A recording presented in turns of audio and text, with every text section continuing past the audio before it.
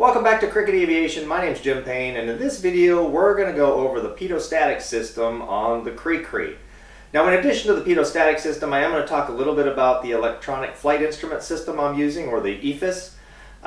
We're also going to install the GPS antenna that came with that EFIS system, and as far as actually fabricating the pitot mount, I'm actually going to save that for the next video, where we're going to fabricate the battery mount that I've installed underneath my nose cone that the pitot tube or pitot system actually attaches to, and then the nose cone secures to that. But we're going to go over exactly what I did, because I did a few things different than what is in the plans for the pitot system. So again, please like the video, and if you're not already a subscriber, please subscribe to the channel. I really appreciate it. Thanks.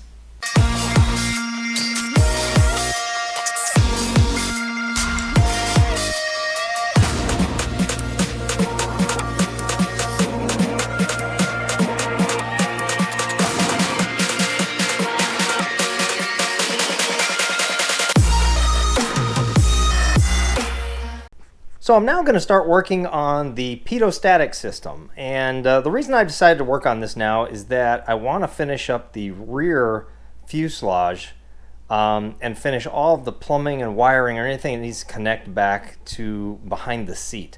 So I started investigating what was needed to be purchased for installing a pitot system, which I haven't really worked with in a long time. And of course, some of the technology has changed as far as what is typically used on an experimental aircraft. The EFIS system that I have has two ports on the back, obviously a pitot port and a static port, and both of those are designed to accept an 1/8 inch NPT fitting, which is what I've got here. So this is a typical fitting that you'd have on the back of your EFIS to connect your pitot lines, one for each one.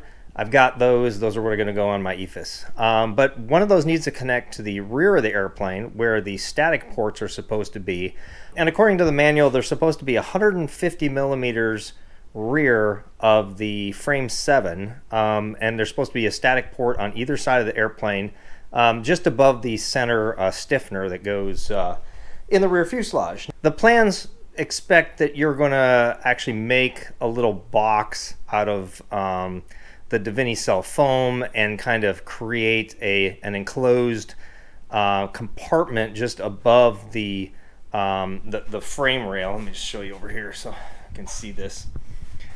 So you see that stiffener there? You're supposed to create a little box that goes over the top that you can glue in a tube that you can connect your pitot or your static line to, and then you're supposed to drill, I think, 5 little holes on the outside that allow air to get into that little compartment, little box that you make that's airtight on the inside here, that connects your static lines. Now, I could do that. That seems like a little more work than I thought might be necessary. So what I did, I started researching and trying to figure out, is there any kind of like static port that I can buy? And there are a bunch on aircraft spruce, but they're fairly large and they're designed to be like riveted into the side of your airplane. And with this airplane being so small, I just didn't want any big bulky static port on the outside. But I found these they're actually on Van's Aircraft website is where I originally found them. But the company here, it's Show Planes is the brand. And what these are static ports that go through the skin on the fuselage, and they're tiny. So that's the static port. You can see how thin it is. And it comes with a lock washer and a 1/4 inch nut, because you're supposed to just drill a 1/4 inch hole in the side of your airplane. And this fits almost flush with the skin on the outside. And then all you have to do on the backside is just plug in to that little barb the 1/4 inch static line, which is what I have here. So the typical static lines are 1/4 inch on the outside, and they're 0.17 diameter on the inside. That's what's typically used, and that's what works with these quick connect air fittings here that I have, which is what I'm going to use in the for both pitot and static systems. So what I'm going to do is I'm going to drill the holes in the side of the airplane in the same spot that is shown in the plans to install the static lines. I'll put one of these on either side. I'll plug that tubing in, and then I'll route that tubing up the fuselage to behind the instrument panel, which I'm trying to kind of lay out at this point. And I had to think through this process when I was making the nose cone, because the pitot tube is supposed to be inside of the recess here where the nose cone is attached to the airplane. I'm kind of designed it the same way, but a little bit different. So again, the original design was that this was supposed to be made out of balsa wood. There was supposed to be kind of a solid balsa wood nose that would have a inset similar to this with a cap on the end, which inside of here I basically machined a tube that has an actual end on it on the other side, so that I can stick a nut through here and bolt this to the front of the airplane to be able to take it on and off by just removing a nut inside of there, which is how the original plans, or similar to how the original plans had the nose cone affixed to the front of the airplane. But the problem is that this solid balsa nose that was supposed to be in here was supposed to, again, similar to how the static lines were set up, you were supposed to drill a hole into that balsa nose cone down into this area here inside the airplane, and glue in or epoxy in a tube that you could connect your pitot line to. And so your pitot reference was just the air coming into here was supposed to be referenced by the tube that was going into that little chamber there. Now the problem with the way the plans have it is that if you pull the nose cone off, the pitot line is connected to the nose cone, and so when you pull it off, there's a hose connected that you have to deal with. I didn't want to deal with that, so I kind of just changed the setup here. And hopefully, without taking this off, let me just mention here too, there's actually bolt mounts on the aluminum mounts that are on the front of frame 1 here. They're supposed to have a strap that you're supposed to make that comes out here just kind of in a V shape, and then you were supposed to put like a bolt attached to that strap that then you could have it come out through this hole here, and then you could stick a nut inside of here to attach it. I'm doing something very similar, but what I decided to do was actually buy this, which is basically a threaded bolt that has a hole through it that accepts a 1/8 inch NPT on the end. And what I'm thinking of doing is just mounting this in there, similar to how the plans are originally designed with the strap system, although I'm going to have a battery up here, so I'll probably make a mount on the front of the battery, but it'll function very similar. So I'm going to bolt this inside of the airplane in a good position that fits into the hole here on the front of the nose, and then I can attach a 1/4 inch NPT or an 1/8 inch NPT like I have here. So this can be connected to the back like so. That can be bolted inside the airplane, and then I can just take this nut on and off. That'll be the nut that goes in through here and attaches the nose cone to the front of the airplane. And it should work pretty well. And the good thing is that only needs a 1/2 inch socket, which fits easily into the nose cone here. So that's going to be a nice setup. And the other thing is that because I'm doing it this way, I can unbolt the nose cone, take the nose cone off, and the pitot line, the pitot connection here stays in the airplane. So it's a little more convenient that way. So those are the changes that I've done that I'm making just a little bit different, but I'm going to try and run the static lines in the back all the way to the front to the back of the instrument panel, because I'm trying to get all the plumbing done. And so that's what I'm going to work on now. I'm going to go ahead and drill these holes for the static connections, which I think those are great. I mean, they weren't cheap. I think I spent it was $33 for the set, so it's 2 of them, 1 for each side of your airplane.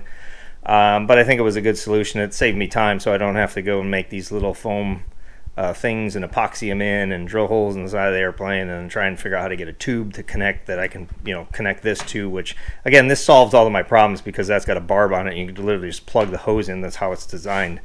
And then everything else is quick disconnect from there. So I did get some of the stuff off of Amazon. I bought this as a package off of Amazon. I didn't need all these connectors, but I needed a 90. I needed the 2 connectors for the back of the EFIS, and I needed a T. And if I bought all 4 of those things separately, it would have cost me more than just buying a whole kit that came with all the different types of connectors. This hose also, you can buy this hose at usually at the hardware store. So Lowe's, Home Depot usually has this 1/4 inch tube that's 0.17 on the inside diameter. I guess it's the same stuff that's used. I watched a YouTube video that mentioned it's the same stuff that's used for like ice makers. It is cheaper than what I paid for this. So I bought this off of Amazon. I think it's 35 feet, but I paid, $14 for it. I did notice when I went to Lowe's today that I could have gotten 25 feet of similar stuff for, I think, $4.50. So the only good news is this is made by the same company that makes these, and I know that these are going to plug in using these quick disconnects and, hopefully not leak. so I'm not too worried about it. Okay, so anyway, I'm gonna go start working on the static system and get those installed, the static ports. The other thing I need to do too is so let me just, hold on a second, let me grab my EFIS so you can see what I'm actually doing here. Okay, so what I purchased for my EFIS is the cheapest EFIS you can buy, basically. It's made by AvMap, and it's their AvMap Ultra EFIS. It just fits in a, what is it, 2 1/4 inch hole.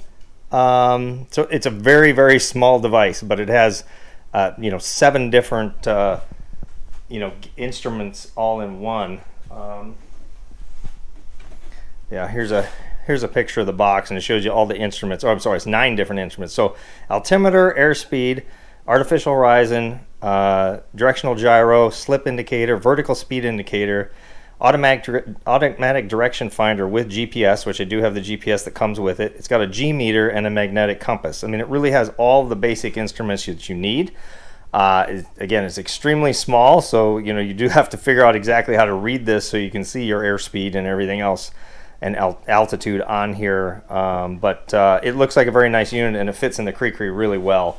But that's one of the things I wanted to start working on also, is I need to install the GPS. So this is the GPS antenna that comes with it. Now this is supposed to be unobstructed, so you can't hide it underneath the skin. It's supposed to have clear view to the outside of the airplane. So the intention is that you would set this up on your dash in your airplane if you had a Cessna 150 or a Cherokee or something like that. But on the CriCri, what I'm going to do is actually install it on the rear deck right back there.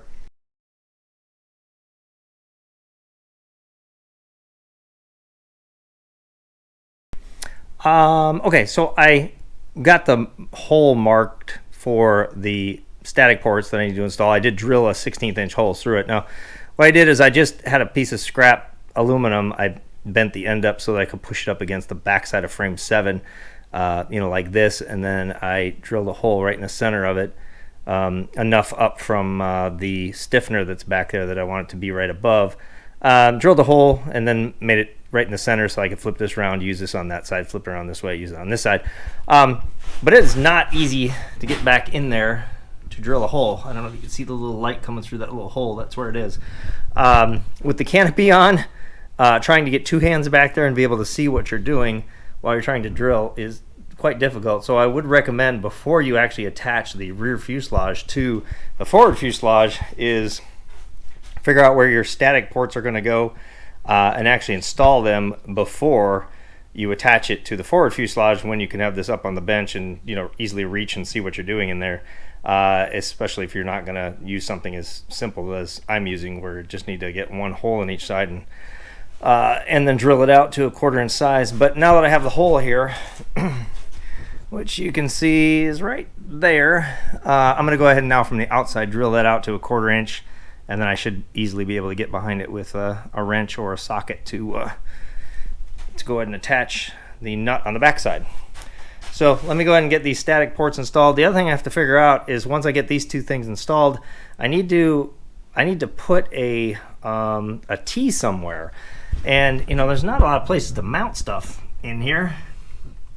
I mean, there is a stiffener up there, but I got to keep these this tubing from getting anywhere near the rudder cables and that rudder bar, which does move back and forth. So it's not too far away there. So I gotta figure out exactly how I'm gonna keep this stuff out of the way. I haven't figured out what I'm gonna do yet, so let me go ahead and get the static ports installed, and then I'll figure something out. So here's what the static ports look like when they're installed. They just look like big rivets. These are 3/32 rivets here, and that just looks like a big rivet. Even the hole in it looks like a rivet. So I think what I'm gonna do for the Pitot tubes, and here you can see the backside of that one connector there. They're fairly low, and they're fairly close to the rudder pedal, cables. So I do need to make sure that I go up with those, and I keep the cables fairly tight, or the hoses fairly tight. So what I think I'm going to do is use this T right here, and what I'm thinking of doing is mounting it right behind frame 7, somewhere like here. and then I can put a screw through there, put a screw through the hole here, and actually attach it to the top side here of frame 7.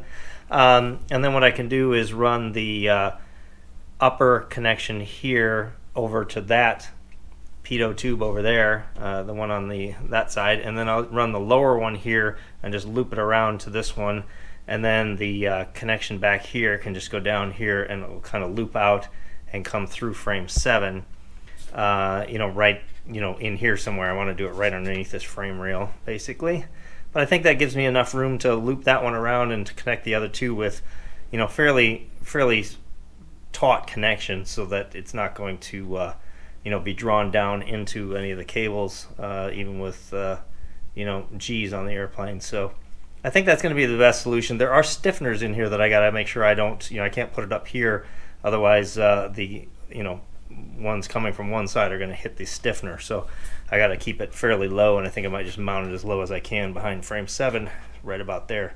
So let me see if I can get this positioned correctly. I think I might cut the cables, connect them to this, and then figure out exactly where it fits, with the least amount of stress on the hoses. So I got a little bit further here with the plumbing things that I'm trying to finish, after the seat or in the main fuselage part here. So I did get the 2 lines connected inside there to the static lines on either side. I did get a nylon standoff and a number 6 screw. That's what I'm going to use to mount this right behind frame 7. I've got the screw hole here, and I'll put a nut on this side. And it should fit up there down similar to this. And then what I can do is connect the hose that goes to this end around, and I'll run it through, through the frames here up along the fuselage. Now, I did run the GPS wire all the way through to the front here, and like I said, it's just going to reach. This is all the leftover cable I had, which will reach around the back side of the back side of the instrument panel, about right there in the center. So yeah, so other than tacking it up underneath here, that's just going to reach. Now I did drill holes through the frame to put this through. I don't like drilling through those frames, but again, I did them holes right in the center, and this does have a fairly small end on it here. It's 3/8 of an inch is what it ends up being, which is fairly big. I was able to pop off this insulator. On the end here, there's little clips on the side that it pops off, and you can take this off and put it back on. So I was able to make this as small as possible, slip this through the holes, and then I did install grommets in there, 3/8 grommets, just to keep the cable from rubbing, because it fits in those holes loosely because of the size of the end connector on there. So what I'm planning to do then is go back, and I'll probably get some of those 3M sticky cable management things that I'll use in between the frames to just probably put a little tie strap on there and strap it on there so it doesn't hang down and move too much. I should be able to do that in each one of the frames.